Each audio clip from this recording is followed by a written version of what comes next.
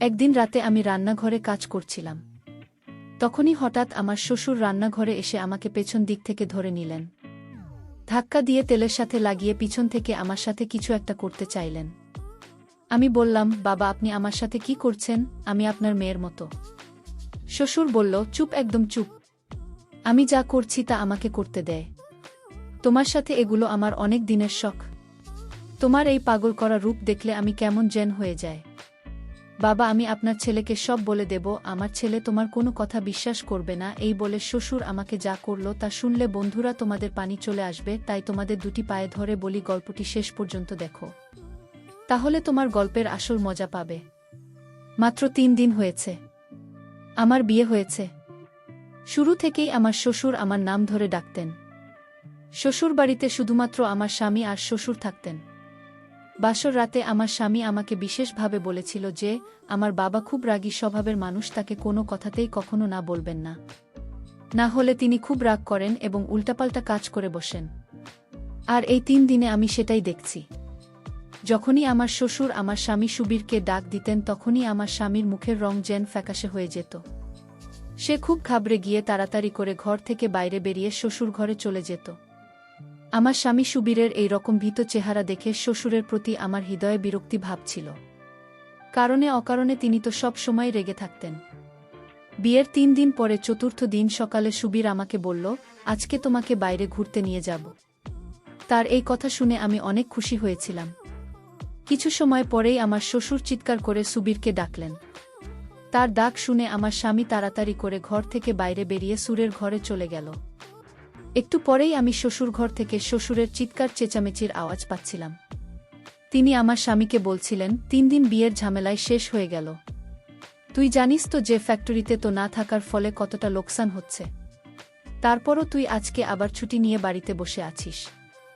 এখন তাড়াতাড়ি করে ফ্যাক্টরিতে চলে যা। তুই গিয়ে সমস্ত শ্রমিকদের চোখের সামনে থাক যাতে তারা ঠিকভাবে কাজ করে। তোর বিয়ে আমি এই কারণেই যে তুমি সারাদিন বাড়িতে চুপ করে বসে থাকবে।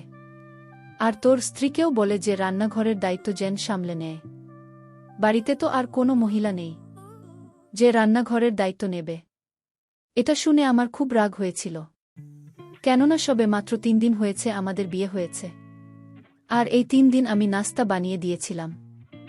আর প্রতিটা দিনই আমার শ্বশুর আমার তৈরি করা নাস্তায় কিছু না কিছু দোষ খুঁজে বের করতে। যদিও আমার স্বামী আমাকে ভালোবেসে এটাই বুঝিয়েছিল যে বাবার কথায় খারাপ কিছু মনে করো না।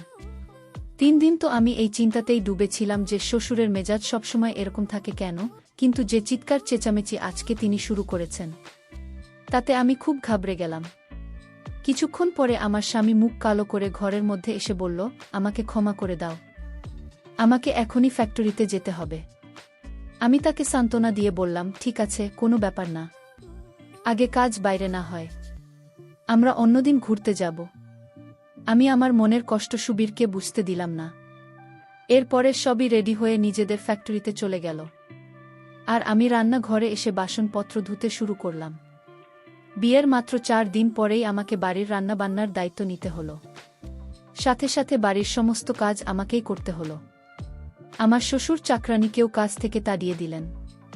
তিনি চাকরানীকে বললেন, বোমা যখন বাড়িতে এসে গেছে তখন সমস্ত কাজ ওই করে নেবে। আমি সমস্ত ঘর পরিষ্কার করে ক্লান্ত শরীরে নিজের ঘরে আরাম করার জন্য যাচ্ছিলাম। তখনই আমার শ্বশুর তার ঘরে বসে আমাকে ডাক দিলেন। আমি মাথায় ভালো করে ঘুমটা টেনে দিয়ে শ্বশুর ঘরে গিয়ে তাকে জিজ্ঞেস করলাম, জি বাবা বলুন, আপনার কি কিছু দরকার? তখন তিনি আমাকে মাথা থেকে পা পর্যন্ত বিশেষভাবে পর্যবেক্ষণ করলেন। তারপরে খুবই অদ্ভুত ভঙ্গিতে নিজের শুকনো ঠোঁটে জিভ বুলিয়ে নিয়ে বলতে লাগলেন, আমি খেতে চাই। শ্বশুরের মুখ থেকে এই কথা শুনে সবার প্রথমে আমার নিজের কাপড়ের দিকে নজর গেল, কেননা আমার সামনে থেকে কাপড় সরে গিয়েছিল। আমি তাড়াতাড়ি করে নিজের কাপড় ঠিক করলাম আর ঘর থেকে বাইরে বেরিয়ে এলাম। আমার নিজের শ্বশুরের এমন ব্যবহার খুবই খারাপ লাগল। শ্বশুর তো বাবার মতো হয়, আর বাবা কখনো মেয়ে মাথা থেকে পা পর্যন্ত এরকম অদ্ভুতভাবে দেখে না। আমি তাড়াতাড়ি করে রান্নাঘর চলে এলাম। আমার হৃদয় খুব জোরে জোরে ধুকপুক করছিল। তবুও আমি বের করে নিজের কাপড় ভালো করে ঠিক করলাম। তারপরে নিজের শ্বশুর ঘরে এসে দিলাম। আমি ঘর থেকে বাইরে যাব। এমন সময় শ্বশুর আমাকে বলতে লাগলেন, কিছুক্ষণ আমার পাশে বসে কথাবার্তা বলো। বাড়িতে এখন তুমি ছাড়া কেউ নেই। আমি অনেক দিন থেকে একলা বসে আছি। আর একলা বসে থাকতে থাকতে আমার আর ভাল লাগছে না। তার শুনে আমি টেনশনে পড়ে গেলাম। শ্বশুরের ঘরে একটাই মাত্র বিছানা ছিল, বসার জন্য কোনো চেয়ার বা অন্য কিছু ছিল না। এই কারণে বাধ্য হয়ে আমাকে বিছানার পাশে বসতে হলো। তিনি আমার সাথে এদিক ওদিকের কথা বলতে বলতে যখন তিনি মুখ লাগালেন তখন সঙ্গে সঙ্গে সেটা পিছনে সরিয়ে দিয়ে বলতে লাগলেন, এটা খেতে পারবো না। আমার তো খেতে খুব ভালো লাগে। এটা বলেই আবার আমার মুখের দিকে তাকালেন। এরপর তার চোখ আমার সমস্ত শরীরে ঘুরতে লাগল। তার নজরে না জানি এমন কি ছিল যে আমি অস্বস্তি অনুভব করতে লাগলাম। আমার সারা শরীর ঘেমে উঠল, মুখের উপর ঘামের বিন্দু ফুটে উঠেছিল। শ্বশুর বললেন, তাড়াতাড়ি যাও, গিয়ে নিয়ে এসো। আমি তাড়াতাড়ি করে হাতে নিয়ে দাঁড়িয়ে পড়লাম। এমনিতে তো 3 দিন থেকে দেখছি যখন আমার স্বামী বাড়িতে থাকত তখন আমার শ্বশুর সব সময় খুব রাগী স্বরে কথা বলতেন, কিন্তু আজকের দিনে এত আস্তে কথা বলছিলেন যে আমি ভাবতেই পারছি না। এটা আমার সেই শ্বশুর যিনি 3 দিন ধরে চিৎকার করে করে সুবীরকে ডাকতেন আর সবসময় রাগের স্বরে সুবিধার সাথে কথা বলতেন, ওকে বকাঝকা করতে থাকতেন। আমি ঢেকে নিয়ে আবার শ্বশুরের কাছে গেলাম। এরপর আমি যখন তার দিকে এগিয়ে দিলাম তখন তিনি সাথে সাথে আমার হাত ধরে নিলেন। আমার তো যেন সারা শরীর কারেন্ট শক লেগে গেল। আমি তাড়াতাড়ি ঘাবড়িয়ে নিজের হাত যখন পিছন করতে চাইলাম তখন তিনি আমার হাত ছেড়ে দিলেন। এরপর আমি যখন ঘর থেকে বাইরে বেরিয়ে যেতে লাগলাম তখন তিনি বলতে লাগলেন, আরে বাইরে কোথায় যাচ্ছ? এখানে আমার কাছে একটু বসো, আমার সাথে কথা বলো। সারাদিন চুপচাপ বসে থাকতে থাকতে আমি খুব বিরক্ত হয়েছি। এটা বলেই শ্বশুর আমার দিকে অদ্ভুতভাবে তাকালেন। তার এইভাবে আমার দিকে তাকান আমাকে আরও বেশি হতবাক করে দিল। এরপর আরেকটি অদ্ভুত কথা তিনি আমাকে বললেন। তিনি বলতে লাগলেন, তুমি বিয়ের দিন যে লাল রঙের শাড়ি পরেছিলে সেটাতে তোমাকে অনেক সুন্দর লাগছিল। তুমি আজকে সন্ধেবেলা সেই শাড়িটা পরবে। শ্বশুরের মুখে এমন কথা শুনে আমার অনেক খারাপ লাগছিল। সেই আবদার তো সবই আমাকে করা উচিত, কিন্তু কোনোমতেই শ্বশুরের না। এখন তো আমার শ্বশুর রোজ রোজ এই সব তামাশা শুরু করে দিয়েছে। যখনই আমার স্বামী সুবীর ফ্যাক্টরিতে চলে যেত তখনই শ্বশুর আমাকে নিজের ঘরে ডেকে নিতেন আর আমাকে অদ্ভুত নজরে দেখতে থাকতেন আর বারবার নিজের শুকনো ঠোঁটের জিভ ঘোরাতে থাকতেন। তারপরে বলতেন, আমি খাব, আমাকে দাও। আমি নিয়ে যেতে তিনি আমার হাত ধরে নিতেন আর বলতেন, আমার কাছে বসো, আমার সাথে গল্প করো। আমি তার সাথে গল্প করতে পারি, তাই তার ঘর থেকেই বলে বেরিয়ে আসতাম যে আমাকে খাবার রান্না করতে হবে, বাসন ধুতে হবে। শ্বশুরের প্রতিদিন এইসব ব্যবহার আমার একদম ভাল লাগত না। এখন আমার মনে অদ্ভুত ভয় করতে শুরু করেছে। আমি ভাবলাম সুবীরের সাথে আমাকে এই ব্যাপারে কথা বলতে হবে, কিন্তু কিভাবে বলতাম? ও তো নিজের বাবার সামনে কাঁপতে থাকে, একটা শব্দ উচ্চারণ করতে পারে না, সবসময় মাথা নিচু করে বাবা বাবা করতে থাকে। একদিন রাতে আমি রান্নাঘরে কাজ করছিলাম, তখনই হঠাৎ আমার শ্বশুর রান্নাঘরে এসে আমাকে পেছন দিক থেকে ধরে নিলেন। ধাক্কা দিয়ে টেবিলের সাথে দাঁড়িয়ে পিছন থেকে আমার সাথে কিছু একটা করতে চাইলেন। আমি বললাম, বাবা আপনি আমার সাথে কি করছেন? আমি আপনার মেয়ের মতো। শ্বশুর বলল, চুপ, একদম চুপ। আমি যা করছি তা আমাকে করতে দেয়। তোমার সাথে এগুলো আমার অনেক দিনের শখ। তোমার এই পাগল করা রূপ দেখলে আমি কেমন যেন হয়ে যায়। দাদা, আমি আপনার ছেলে সব বলে দেব। আমার ছেলে তোমার কোনো কথা বিশ্বাস করবে না। এই বলে শ্বশুর আমাকে শেষ করে দিল।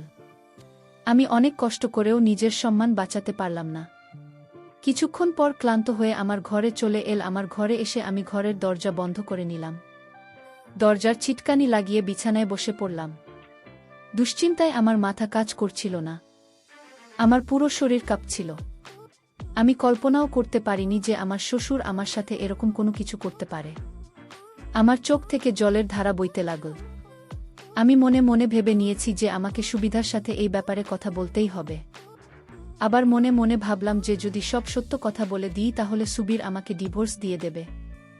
আমি সারাদিন কোনো কাজ করলাম না, চুপচাপ আমার ঘরের দরজা বন্ধ করে রেখেছি। অনেকবারও আমার শ্বশুর আমার ঘরের দরজায় ধাক্কা দিয়েছিল আর বলছিল যে তার খিদে পেয়েছে। আমি যেন তাকে খাবার খেতে দিই, কিন্তু আমি কিছু না বলে চুপচাপ ঘরের ভেতরে বসে রইলাম। আমার জায়গায় যদি অন্য কোনো মেয়ে থাকত তাহলে সেও ঠিক এরকম করত। রাতের বেলা আমার ঘরের দরজায় জোরে জোরে ধাক্কা দিতে লাগল। আর সাথে সুবীর বলতে লাগল, রূপা দরজা খোলো। এটা কি ধরনের অসভ্যতা? তুমি কেন সকাল থেকে দরজা বন্ধ করে ঘরের মধ্যে বসে আছো? সুবীরের গলার আওয়াজ পেয়ে দরজা খুললাম। আমি দরজা খোলার সাথে সাথে বাপ বেটা দুজনেই আমার দিকে রাগী চোখে তাকিয়ে রইল। সুবীর বলতে লাগল, তোমার কি একটু চক্ষুল যাও নেই? আমার বাবা সকাল থেকে না খেয়ে আছে, কিন্তু তুমি তাকে খেতে পর্যন্ত দাওনি। বাবা ডায়াবেটিক্সের রোগী, যদি বাবার শরীর খারাপ হয়ে যেত তাহলে এর দায়িত্ব কে নিত? আমি বললাম, আমি আর দায়িত্ব নিতে পারবো না। ভালো হয় তুমি আর অন্য কোনো ব্যবস্থা করে নাও। এই কথাটা বলার সাথে সাথে সুবীরের শরীর আগে চোটে কেঁপে উঠল। আরও বলতে লাগল, এটা কি ধরনের অসভ্যতা?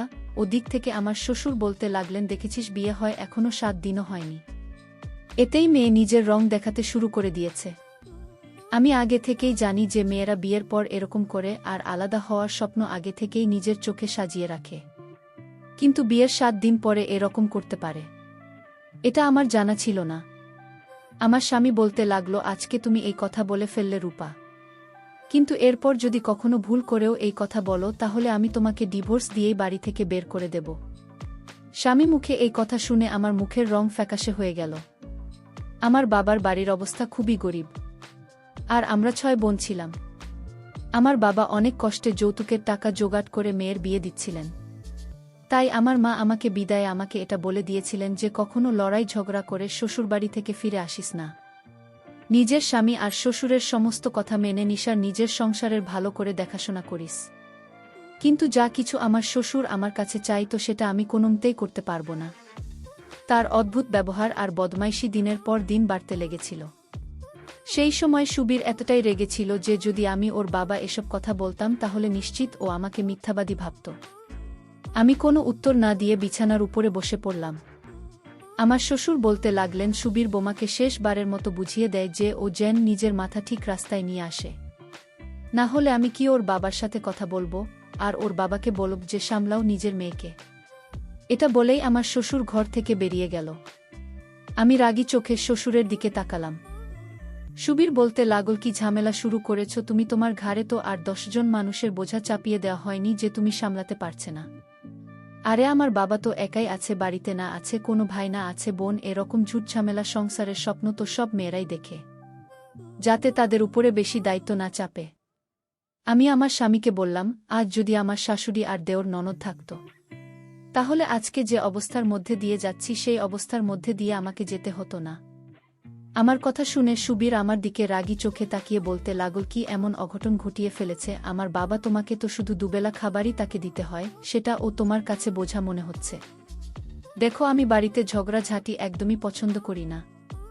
সারাদিন ফ্যাক্টরিতে থেকে তারপরে ক্লান্ত হয়ে একটু শান্তির আশায় বাড়িতে ফিরে, আর বাড়িতে এসে এসব ঝামেলা দেখতে পারবো না। বাড়িতে আমি শান্তি চাই। আমি লড়াই ঝগড়া দেখার জন্য বিয়ে করিনি, শান্তি পাওয়ার আশায় করেছি।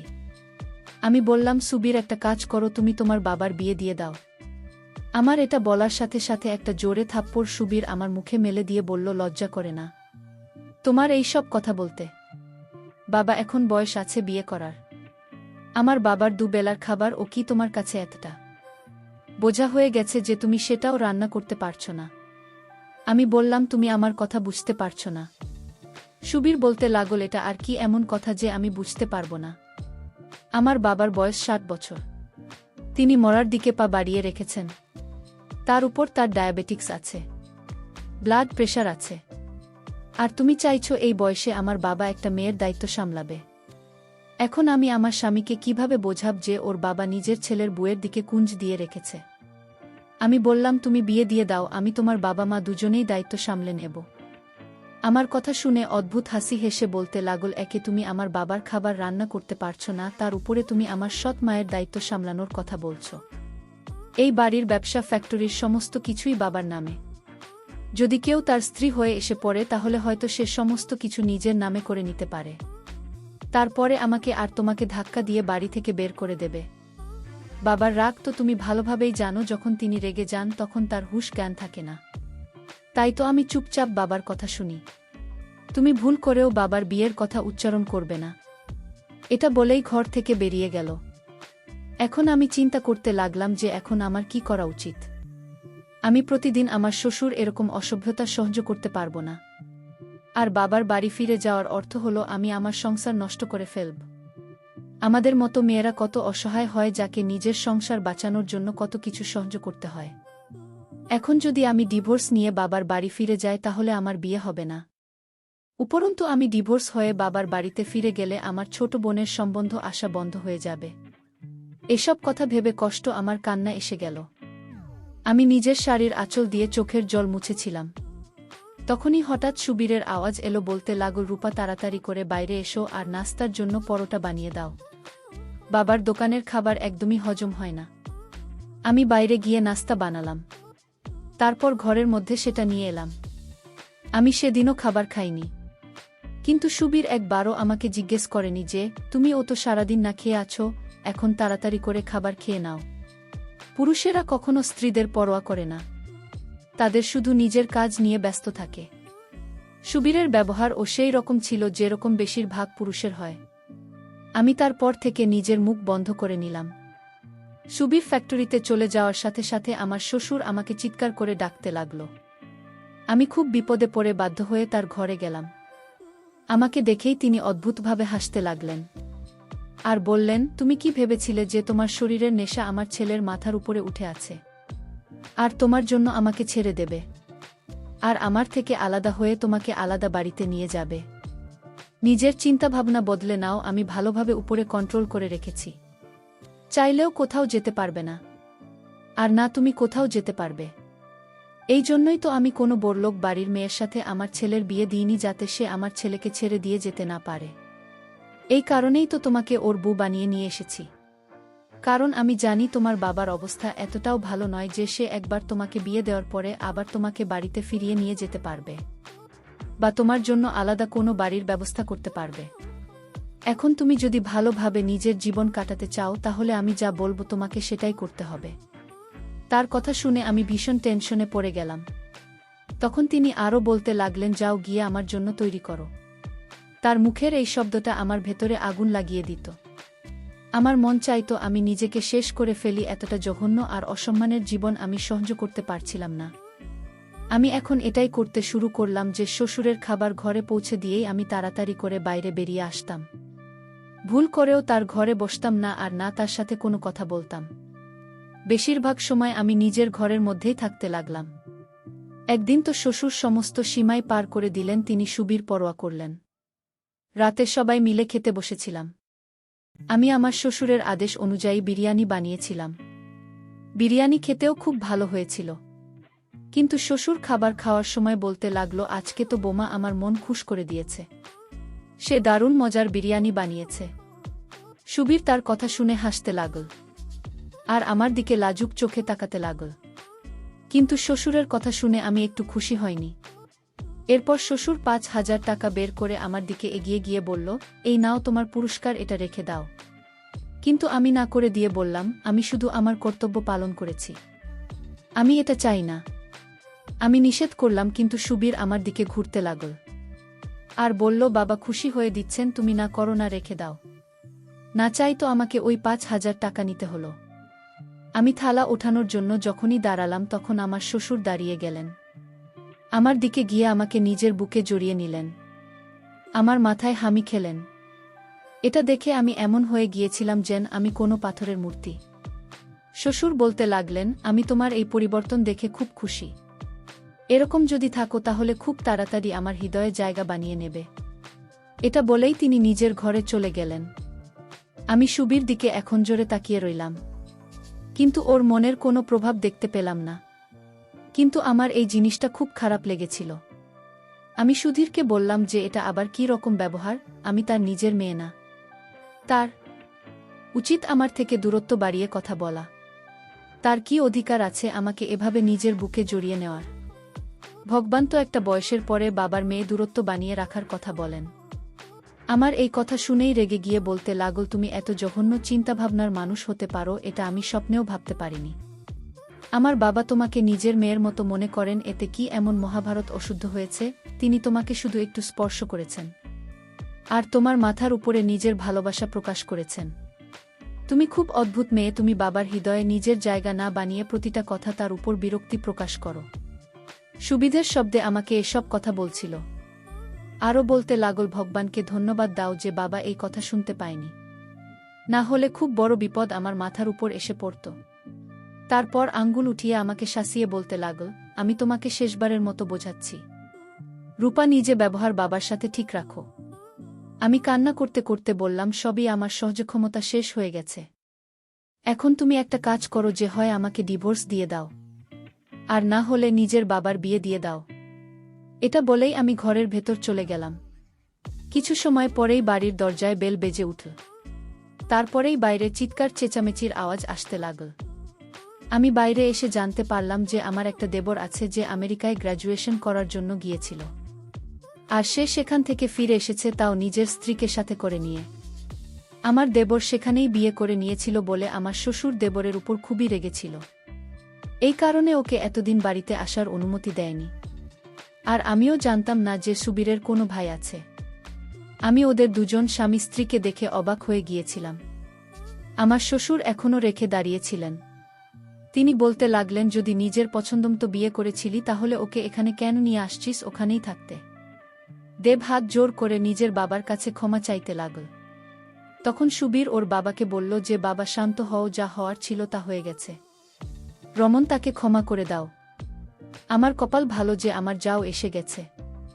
আমার যা সুন্দরী ও রোগাপাতলা মেয়ে। আমি খুশি ছিলাম যে এখন বাড়িতে আমাকে একা থাকতে হবে না। আমার যা খুবই হাসি খুশি আর সবার সঙ্গে খুব সুন্দর করে কথা বলতো।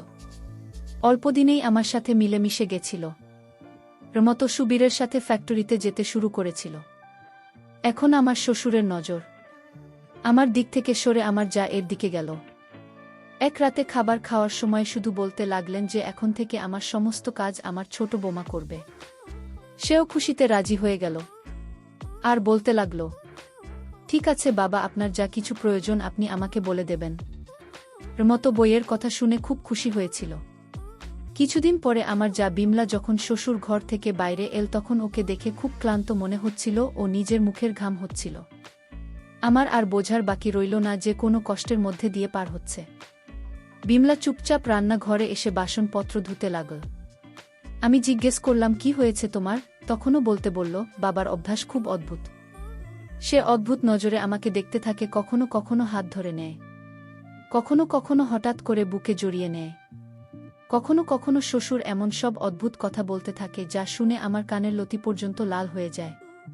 বিমলা আরও বলতে লাগল, আমি আগে যখন হাশেমের সাথে কথা বলতাম তখন তো বলতো যে ওর বাবা খুব ভালো মানুষ, কিন্তু তিনি তো কথায় কথায় আমাকে নিজের